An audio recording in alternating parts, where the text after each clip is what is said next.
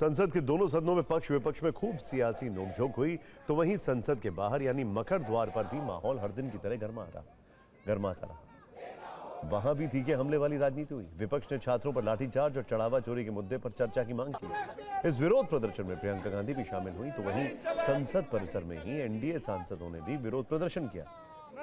झारखंड में छात्रों पर हुए लाठीचार्ज का मुद्दा आज फिर से उठाते हुए राहुल गांधी से जवाब की मांग की गई। गृहमंत्री कह रहे हैं कि वो चर्चा करने के लिए UEM जयपुर एक आदर्श लक्ष्य है। भावी छात्रों के लिए अच्छी नौकरी, भविष्य के लिए तैयार कौशल के साथ अच्छी शिक्षा। विपक्ष जो है वो सदन में आए थे। सदन में कहा उन्होंने आपसे There was a huge demonstration. The youth of the nation came out, not just in Delhi but all over, in cities all over. They were beaten, they were tear gas, they were shot with pellet guns.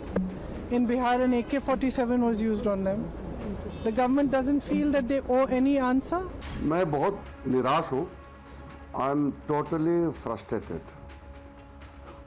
जिंदगी में पहली बार मैं ऐसा दृश्य देख रहा हूँ जहाँ सरकार चर्चा चाहते हैं, सरकार डिस्कशन चाहते हैं पार्लियामेंट में और ऑपोजिशन भाग रहे हैं। सरकार बहस से हटना चाहती, जवाब नहीं देना चाहती है।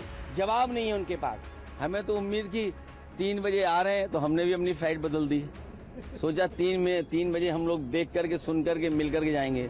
पता लगा 2 बजे उन्हीं के विभाग का बिल आया था, उसमें भी नहीं थे। जो बात कहते हैं वो करते हुए दिखाई नहीं पड़ते हैं। ये आपकी विश्वसनीयता के लिए सबसे बड़ी चुनौती है। 2 दिन की जब चर्चा हुई जिसमें सभी ने भाग लिया, राहुल जी ने भाग लिया, प्रियंका जी ने भाग लिया, आदरणीय अखिलेश जी ने भाग लिया, भाजपा के काफी नेताओं ने भाग लिया। उन 2 दिन उस चर्चे में अमित शाह जी क्यों नहीं उपस्थित थे? तो कल अंतिम दिन है सदन का, आज वो अचानक तैयार हो गए। इसका मतलब जानबूझ के आपने गतिरोध रखा, सदन चलने नहीं दिया। देश के लिए, देश के लोगों के लिए संसद न चल पाने के कई नुकसान हैं। हंगामे के कारण सदन का कीमती समय और जनता का पैसा दोनों बर्बाद होता है। इस मानसून सत्र की अवधि कुल 25 कैलेंडर दिन की है, जिसमें कुल 19 निर्धारित बैठकें तय की गईं। आज 18वीं बैठक होनी थी, लेकिन ये 18 बैठकें हंगामे की भेंट चढ़ गईं। इसके अलावा लोकसभा और राज्यसभा दोनों सदनों में कामकाज बाधित रहने पर औसतन 9 करोड़ रुपए प्रतिदिन यानी करीब 2.5 लाख रुपए प्रति मिनट का वित्तीय नुकसान अलग से होता है। 18 दिन के हिसाब से यह नुकसान 162 करोड़ रुपए का माना जा रहा है। और एक संकट यह भी है कि गतिरोध की वजह से महत्वपूर्ण विधेयकों पर बिना चर्चा के फैसले हो जाते हैं।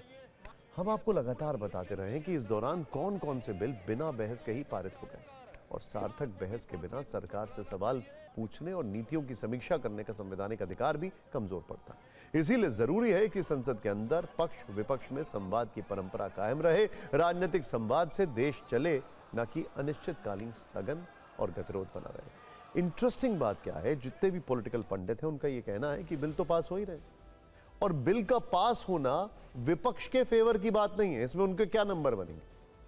बिल का पास होना तो सरकार के नंबर बनने वाली बात है। ये पॉलिटिकल पंडित्स कह रहे हैं।